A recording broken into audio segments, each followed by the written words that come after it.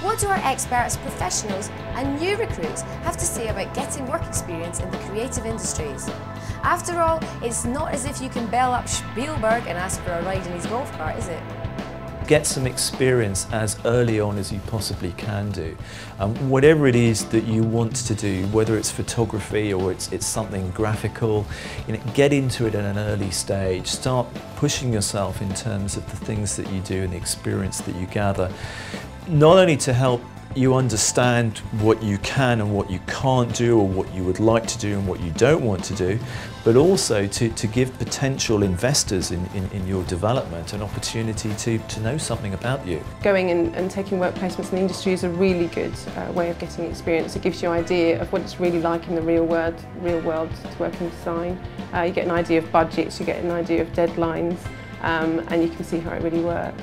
And also you can add that to your CV afterwards. That really helps. As many placements as possible, I would say. And in as many different industries, so maybe in packaging, and then maybe in direct mail. So see which one really suits you and where your strengths lie. The best way to get work experience is to get your portfolio together, get your CV together, and literally just phone up companies, see who to send it to, send it in. You want to try and stand out from a crowd a bit and have a bit of personality, but at the same time don't make it too difficult to understand what your work's about. And then phone up and try and actually come in for a physical interview. Sit down and talk through your work. I myself, when I first went to go and get a graphic design position, just knocked on the door and actually walked in with my folio and got an interview. They actually were looking for a junior, and that's how I got my interview and got my first job. Phone up and find out who the name of the person is who's hiring and firing. Don't bother sending emails to info@ because you'll end up with reception. Find out the name of the person, target them, and if after a week you haven't had a reply from your letter or email, then phone them up and ask them if that's what they're looking for. Normally most people are quite happy to say, well, it's not the kind of thing we need, maybe we're looking for someone with a bit more creativity in this field, and at least then you can hone your CV writing skills and you find out more about the world as you do it. Here at Ravensbourne we encourage a lot of collaboration with industry, both during the course and encouraging our students into industry after the courses. Everyone seems to love work experience, and that's all you can do really.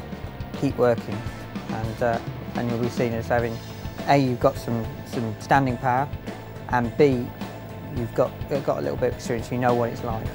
Training is an essential part of a career in the creative industry, whether it's to be the soft skills needed to deal with clients or the more technical ones involved in media production.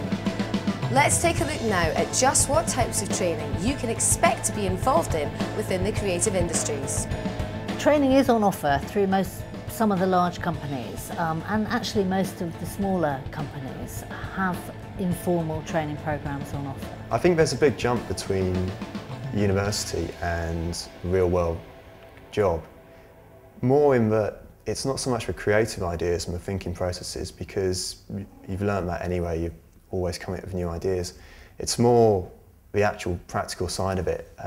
You've got to get these things constructed or printed or built, and so a whole sort of other side of a job which you maybe don't learn is managing people, running projects, and that's a really steep learning curve after university. But it's good, it's an enjoyable part of it as well. The industry has changed its needs and changed its way of training people. And for a long while it's been very reliant on universities to train for them. I think now it's beginning to recognise that there's a difference between academic training and the on-the-job training that perhaps they need. Now, there's two ways an industry can go at that point. It can say, bye-bye universities, we'll do it ourselves, which is quite an expensive option. Or it can say, let's work with universities to turn their courses around a little bit to meet our needs more. Now, the parts of the industry that are doing that are actually working really well with us, and we're reciprocating by changing our courses and developing courses with them. The parts of the industry that aren't are probably going to suffer. What general advice do our people have in order to help you succeed in your career, and what can you do to make yourself stand out from the crowd? And what is it that organisations look for in a new employee in terms of qualities, attributes and skills? Someone that can write in smaller sentences for a start. There isn't a mould for the perfect person that fits into the creative industries. The truth is that the creative industries recruits from a huge range of places and there are a huge range of people. So there isn't a kind of typical mould or typical personality profile. When candidates come to us, we're really looking for an outgoing personality, someone who's a very good communicator, able to talk through their designs, exactly what they were looking for. I think if people have a little design book that they can show their ideas, that's very helpful. And it's talking through their portfolio really and able to communicate very well with us about the actual brief they took then and taking it through to the final stage. I think the main thing people need to work in the industry is communication skills and not just being able to put your point across and being able to talk. But probably mainly being able to listen and to be empathetic, because I think anyone can design something that looks amazing, but I think to be good in the industry you have to be able to design something that's going to suit your client's needs and what they want, and sometimes that means you've got to listen more than talk. I think probably another quality you need to have, well obviously, is you need to be creative and you need to be open-minded as well, and quite humble I think. Because you're surrounded by a lot of people who are very talented and have great ideas, so you can't think that yours is the best all the time, because it isn't. Well, in graphic design, a lot of the interviews will be based around your portfolio, so whether you're coming from art college or from school, you'll have a portfolio of art, and that's really, we're interested in seeing that, and that's what you're trying to show off to the best of its ability. But it is personality as well, so it's about being keen, presenting it in a good way and kind of selling it in a good way, selling yourself. It's very important to consider the way that a portfolio is presented. Every element of a portfolio is vital. It is important to start on a high-profile piece, one where you can demonstrate the brief and how you followed that brief, how you applied your design to that brief, and most importantly, what outcomes you achieved by following that original brief. Did you meet the client's objectives?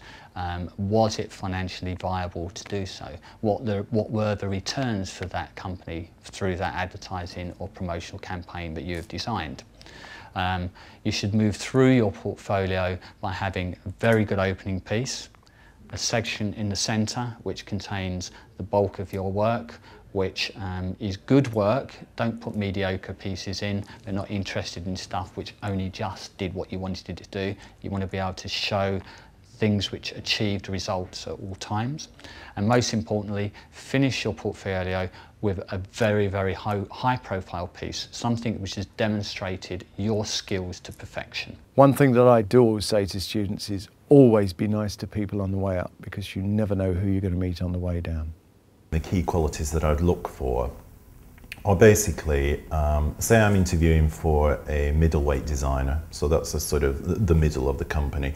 I would expect them to have 4 or 5 key skills. I would expect them to be able to sketch. I would expect them to be able to work on computer proficiently. I would expect them to have a certain level of creativity and a certain understanding of the detailing process. I wouldn't expect them to realistically have a lot of site experience. I wouldn't expect them to have a lot of client experience. So those are the things, the key points that I would look for within the portfolio.